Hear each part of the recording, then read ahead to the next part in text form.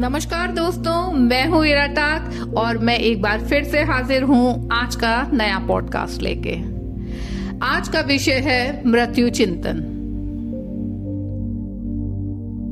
हम लोग अक्सर देखते हैं कि जब हमारी किसी से लड़ाई हो जाए या हम जीवन में किसी बात से बहुत निराश हो जाए तो हम मरने की सोचते हैं या अपनी कोई बात मनवाने के लिए एक्सट्रीम पे जाके मरने की धमकी देने लग जाते हैं। और हमें इतना आसान लगता है मरना कि बस हमने ऐसे बोला और बटन दबाया और हम मरने वाले हैं और अगला हमारी बात पे राजी हो जाएगा। लेकिन कभी आपने सोचा है कि जैसे आपके जीने से फर्क नहीं पड़ रहा, जो अपने होशो हवास में आपकी बात नहीं मानना चाह रहा, उसको आप धमकी देके, उसके सर पे बंदूक रख के या अपने सर पे बंदूक रख के उसको मनवा भी लेंगे तो उस बात की कीमत क्या रह जाएगी। खैर, मैं बताती हूँ कि अपना पर्सनल एक्सपीरियंस से शुरू करती हूँ। मैं बचपन से ही मरना चाहती थी। जब भी कोई काम मेरे मन का नहीं हुआ, डांट और मार ज्यादा पड़ गई, मेरे लड़की होने के कारण मेरे साथ भेदभाव किया गया, तो बस मैं खाना पीना छोड़ देती थी और खुद को नुकसान पहुंचाकर बस मर जाना चाहती थी। लेकिन देखिए, आज तक जिंदा हूं। जब भी मेरे घर में मेरे लड़की होने पर अफसोस जताया जाता, मेरे लिए मेरे घर में कोई लड़का अडॉप्ट करने की बात होती तो मुझे अच्छा नहीं लगता था और मैं अपने पेरेंट्स को मर जाने की धमकी देती थी। और फिर वो डर जाते थे और मुझे मनाते थे और वो सारे प्लान्स कैंसिल हो जाते थे कि वो मेरे घर में मेरे लिए एक भाई अडॉप्ट करके ले आए just because I am a girl. मैंने अपने आप को कभी किसी लड़के से कम नहीं समझा और ये जो जेंडर डिस्क्रिमिनेशन है वो मुझे समझ में नहीं आया। खैर, इस पे बाद में हम बात करेंगे। तो अभी बात है कि मरने की। मैंने भी कई बार मरने की कोशिश की और आई एम श्योर हम में से सभी ने कभी ना कभी मरने की सोची होगी और छोटी मोटी कोशिश की ही होगी, इस उम्मीद में कि हमें बचा लिया जाए, ज्यादा प्यार किया जाए, जिंदगी हम पे थोड़ी मेहरबान हो जाए, हमारा थोड़ा ख्याल रख लिया जाए। लेकिन ऐसा होता नहीं है।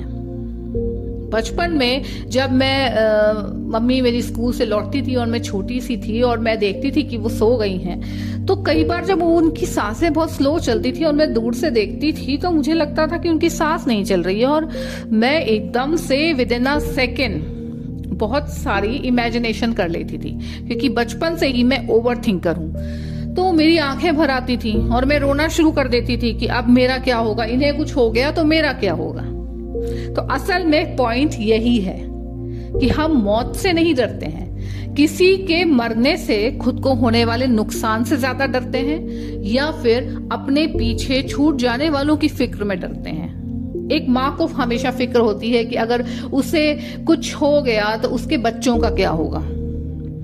एक पति को फिक्र होती है कि अगर उसे कुछ हो गया तो उसकी बीवी का क्या होगा, या पिता है तो उसके बच्चों का क्या होगा। तो हम हमेशा हर उम्र में किसी ना किसी फिक्र में उलझे रहते हैं और किसी ना किसी के मरने की फिक्र से डरते रहते हैं। एक बार ऐसे ही किसी करीबी से मेरी बहस हो रही थी और उन्होंने गुस्से में कहा कि मैं मर जाऊंगी। तब मुझे बहुत हंसी आई और मैंने बड़ी गंभीरता से कहा कि देखिए, ऐसे कोई नहीं मरता और ना ही किसी मरने वाले के पीछे कोई मरता है।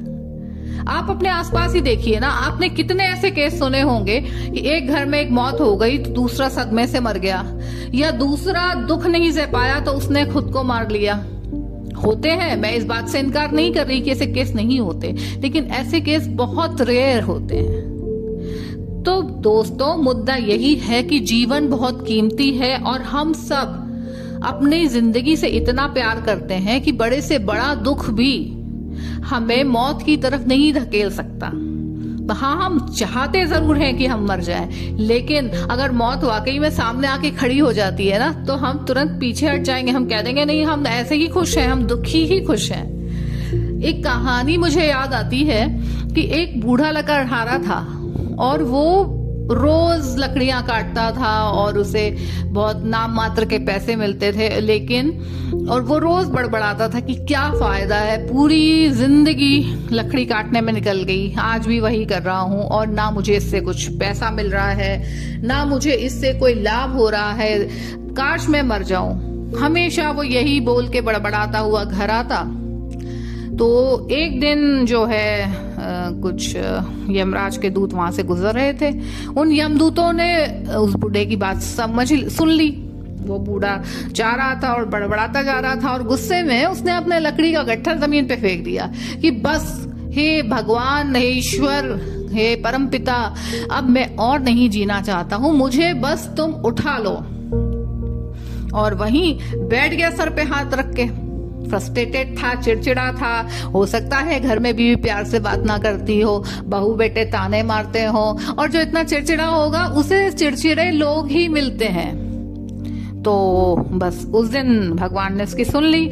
यमदूत सामने आके खड़े हो गए, बोले कि क्या हुआ, चलिए हम आपको लेने आए हैं, आप लगातार पुकार रहे थे, तो आज हम गुजर रहे थे तो सोचा आपको लेते चले।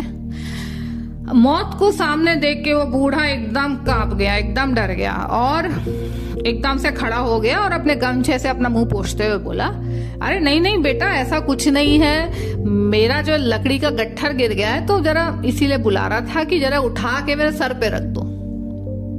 तो ये होता है दोस्तों कि जब हम दुखी होते हैं, दिल टूटा हुआ होता है, परेशान होते हैं, जिंदगी में असफल हो रहे होते हैं, तो हमें लगता है कि एक यही रास्ता है, मौत आ जाए और हम छूट जाएं। लेकिन असल में हम छूटना नहीं चाहते, हम छूटना अपने दुखों से चाहते हैं, अपनी असफलताओं से चाहते हैं। तो मुझे लगता है कि मरने के लिए जितनी हिम्मत की जरूरत है, उससे आधी से भी कम हिम्मत में जिंदगी को बड़ी आसानी से और बड़ी खूबसूरती से जिया जा सकता है। हाँ, ये जरूर है कि कई बार अपनी शर्तों पे जीने के लिए तिल तिल मरना भी पड़ता है, लेकिन वो तिल तिल मरना भी ज्यादा जी सकने की उम्मीद में ही होता है। हर अंधेरे के बीतने के बाद मैंने खुद को ज्यादा महसूस किया है कि मैं ज्यादा मजबूत हुई हूँ, समझदार हुई हूँ, ज्यादा खूबसूरत हुई हूँ, मेरे अंदर का आत्मविश्वास बढ़ा है। क्यों? क्योंकि मैंने जीने की हिम्मत की। तो जो चीज, जो इंसान, जो परिस्थिति, जो भी हालात आपके मन को भारी करें, तकलीफ दें, उससे डिटैच हो जाइए, क्योंकि डिटैच होते ही आपका उस चीज से जो आपको दुख मिल रहा है वो खत्म हो जाएगा। साथ ही साथ जो हालात, जो परिस्थितियां, जो लोग आपकी आध्यात्मिक उन्नति में सहायक हों, उनसे जुड़िए, उनके साथ रहिए, जिनके साथ मिलने में आपको मजा आ रहा है। मैंने अपनी जिंदगी में 2 ही शर्तें निर्धारित की हैं कि मैं उन्हीं 2 तरह के लोगों से मिलूंगी, या तो उनसे मुझे काम हो और या फिर उनके साथ मिलके मुझे खुशी मिलती हो। इसके अलावा मैं तीसरी कंडीशन में लोगों से मिलने से बचती हूं, ताकि मैं अपना और उनका दोनों का ही वक्त बचा सकूं। तो जिसे मरना होता है वो मर जाता है, जिसे जीना होता है वो मौत आने तक जीता रहता है। तो दोस्तों, हमेशा याद रखिएगा कि अगली बार किसी को मरने की धमकी देकर उसकी सहानुभूति पाने की बजाय अपनी मजबूती दिखाना सीखिए। या कोई आपको मरने की धमकी देकर आपका प्यार, विश्वास हासिल करना चाह रहा है, तो उससे हाथ जोड़ के दूरी बना लीजिए कि तुम्हें मरना है तो मरो, मैं तुम्हारी गलत बात पे कभी इस शर्त पे एग्री नहीं करूंगा, ये इस शर्त पे एग्री नहीं करूंगी। तो जो आपकी मजबूती में आपको चाहेगा, वही आपके दुख में भी बिना कहे साथ खड़ा रहेगा। इसलिए मरने तक खुलकर जीना सीखिए और याद रखिए, जीवन की बड़ी लड़ाइयां अक्सर अकेले ही लड़ी जाती हैं। कोई नहीं आएगा आपको बचाने के लिए। और अगर आपको ये बात हमेशा याद रहेगी कि कोई आपको बचाने नहीं आ रहा है, तो आपका दुख भी खत्म हो जाएगा। आप अकेले हैं तब भी खुश हैं, और 2-4 लोग आपकी हेल्प करने साथ आ भी गए तो वो आप बोनस समझिए। तो एक कविता के साथ अपनी बात खत्म करती हूँ। टूटा है धीमे धीमे भीतर बहुत कुछ, टूटा है धीमे धीमे भीतर बहुत कुछ, की है चुपचाप मरम्मत कई बार, की है चुपचाप मरम्मत कई बार। बारिशों में रोते हुए धूप में मुस्कुराई हूँ, जूझते हुए खुद से दुनिया से टकराई हूँ। मैं मकान नहीं गली के कोने में बना हुआ, मैं मकान नहीं गली के कोने में बना हुआ, इसीलिए मेरी दरारें नजर नहीं आती। मैं मकान नहीं गली के कोने में बना हुआ, इसीलिए मेरी दरारें नजर नहीं आती।